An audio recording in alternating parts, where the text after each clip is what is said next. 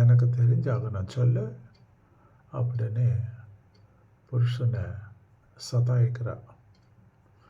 அவர் ஆஃபீஸுக்கு போயிட்டு ஆஃபீஸ்லேருந்து அப்படியே ஃப்ரெண்ட்ஸோடு சேர்ந்து ஒரு ஈவினிங்கு ரெசார்ட்டுக்கு போய் ஸ்பெண்ட் பண்ணிவிட்டு அப்படியே நாளைக்கு காலையில் வீட்டுக்கு வரதா பிளான் போட்டிருக்காரு.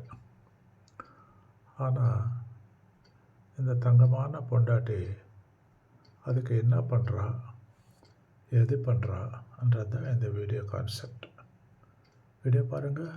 அதுக்கு முன்னாடி ஒரு request, please like, share and subscribe and support us.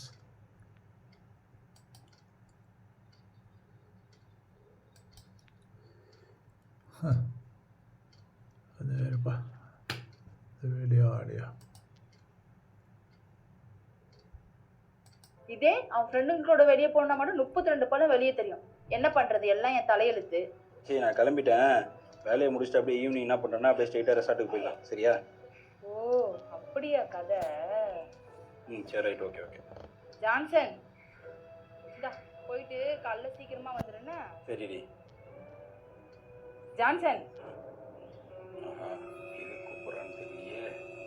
நீ இப்போ ட்ரிப்புக்கு போறல்ல சாயந்தரம், உன் கையில 2 ஃபோன் இருக்குல்ல? ஆமாம். ஒரு ஃபோன்ல நான் கால் பண்ணுவேன், இன்னொரு ஃபோன்ல வேற ஒரு பொண்ணு கால் பண்ணும். எந்த ஃபோன் நீ ஃபர்ஸ்ட் எடுப்ப?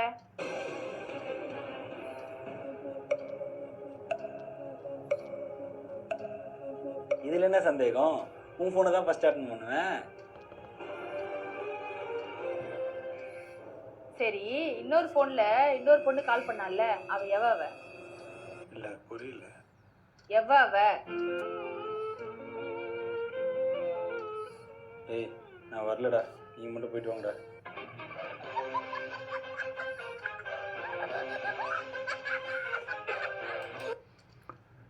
இந்த மாதிரி பொண்டாட்டி ஒவ்வொரு வீட்டில் இருந்தால் அந்த புருஷனோட கதி என்ன ஆகும்? அதோ கதி.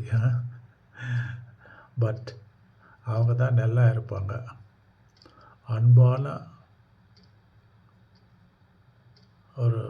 ஒருத்தர் விட்டு கொடுக்காம ஹாப்பி ஃபேமிலியாக இருப்பாங்க. சண்டை சர்ச்சை இருந்தால் தானே ஹாப்பினஸ் இருக்கும்.